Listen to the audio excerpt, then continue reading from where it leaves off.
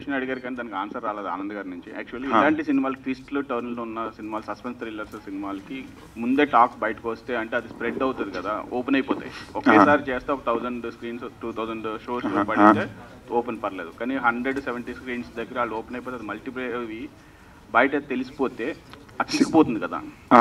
Honestly అండి, ఫ్యాక్చువల్గా చెప్పాలంటే మాకు ఇంకా స్క్రీన్స్ పడుండొచ్చు. ఆ ఇంకా స్క్రీన్స్కి కూడా షోస్ ఫుల్ అయ్యే కెపాసిటీ కూడా ఉండింది. బట్ గత వారం నుంచి అసలు సంబంధమే లేని కేసులు, ఓకే మళ్ళీ అనిల్ గారు చెప్పొద్దంటారు తప్పంటే, సెన్సార్ వచ్చాక చేతికి సర్టిఫికేట్ రాకముందు ఏదో అని చెప్పి మా మీద, కలెక్టర్ మీద, అంటే పని పాఠం అసలు ఏం ప్రయోజనం చెప్పండి ప్రపంచానికి దానివల్ల. ఓకేనా, ఎన్ని పెద్ద పెద్ద మంచి మంచి ఇష్యూలు ఉన్నాయి చూసుకోవాల్సినవి. దాని తర్వాత అది షోలు ఓపెన్ చేయలేకపోయాం, మల్టీప్లెక్స్ షోలు ఓపెన్ చేయకపోయాం.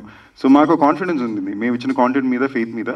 మేము చాలా ముఖ్యంగా మేము ఈ షోస్ ఎందుకు ముందు అనుకున్నామంటే, మాకు ఎప్పటి నుంచో ఈ సినిమా మీద ఇది ఎలాంటి సినిమా, ఇలాంటి జానరాలో ఎస్పెషల్లీ గత కొన్నాళ్ళ సినిమాలు రావడం వల్ల ఎలాంటి సినిమాని ఒక ఎక్స్పెక్టేషన్తో జనం చూడడం జరుగుతుంది కంపారిజన్తో. సో ఇది మా సినిమా జానరా, ఇది ఇలాంటి కాంటెంట్ అనేది ముందే డెలివర్ చేయడం మాకు చాలా ఇంపార్టెంట్ అనిపించింది. ఆ ధైర్యం ఉండింది.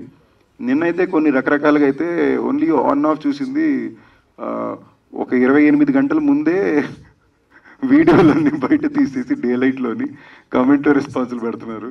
కొంచెం అయితే కథ మొత్తం చెప్పేస్తున్నారు.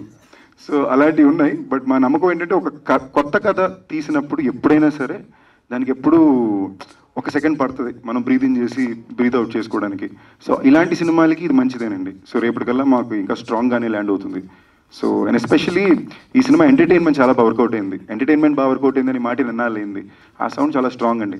అన్ని జానరాల కన్నా బాగా వర్కౌట్ అయ్యేది ఆడియన్స్ నవ్వుతూ ఎంజాయ్ చేసే విషయం. అది సినిమాలో చాలా బాగా వర్కౌట్ అయింది.